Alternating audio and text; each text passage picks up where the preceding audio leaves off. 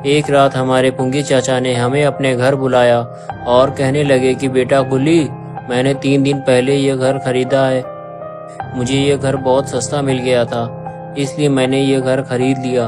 मैंने सोचा था कि पुराना वाला घर मैं अपने बच्चों को दे दूंगा, ये घर मैं अपने लिए रख लूंगा, लेकिन मैं इसे अब बेचना चाहता हूँ। कोई इसे खरीदने को तैयार नहीं है।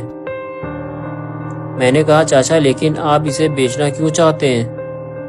अभी 3 दिन पहले ही तो खरीदा है आपने इसे, और जब बेचना था तो फिर खरीदा ही क्यों था? तब पुंगी चाचा ने बताया कि इस घर के मालिक ने मुझसे सच्चाई छुपाकर इस घर को बेचा है।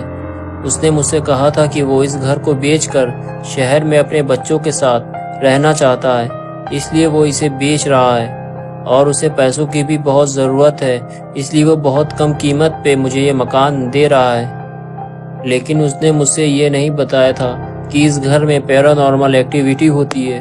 मैंने कहा पैरानॉर्मल एक्टिविटी? तो कहने लगे हाँ, इस घर में अजीब अजीब घटनाएं होती हैं, और मुझे एक काली सी परछाई नज़र आती है। मुझे लगता है इन सब की वजह वो सामने बना हुआ बेसमेंट हाउस है। वो बहुत सालों से बंद पड़ा हुआ है। कहते हैं कि उस घर का मालिक अच्छा आदमी नहीं था, वो कुछ गलत तरह के धंधे करता था और सारा पैसा बेसमेंट में छुपा कर रखता था। लेकिन एक कार एक्सीडेंट में उसकी मौत हो गई।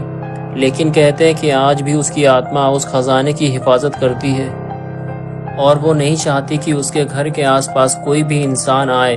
कुछ लोगों ने उस घर के अंदर जाने की कोशिश की थी, लेकिन फिर वो कहाँ गए कोई नहीं जानता। बस यही बात तुम्हें बतानी थी। अब हम लोगों को यहाँ से निकलना चाहिए, रात भी काफ़ी हो गई है। मैंने कहा चाचा, आप मेरे साथ यहीं रुको, मैं देखना चाहता हूँ कि हकीकत क्या है। चाचा बोले नहीं बेटा, अब मैं यहाँ नहीं रुक सकता, क्योंकि मैं रात को सो नहीं पाता हूँ। अजीब अजीब सी आवाज़ें आती हैं यहाँ, कभी कुछ परछाई सी नज़र आती है। मैंने कहा ठीक है, आप जाइए, मैं ये सब देखना चाहता हूँ कि आखिर सच क्या है। और फिर पुंगी चाचा ने कहा कि बेटा, ये इमरजेंसी लाइट भी बचा कर रखो, काम ना हो तो बंद कर देना, क्योंकि लाइट का कनेक्शन अभी मैंने नहीं करवाया है, इसी से काम चलाता हूँ। और फिर वो चले गए। मैंने सोचा कि हो सकता है कि पुंगी चाचा अकेले रात में डरते हों, क्योंकि वो थोड़ा कमज़ोर दिल के हैं, और ये घर भी आबादी से काफ़ी दूर है। और वो कुर्सी हिलती रही।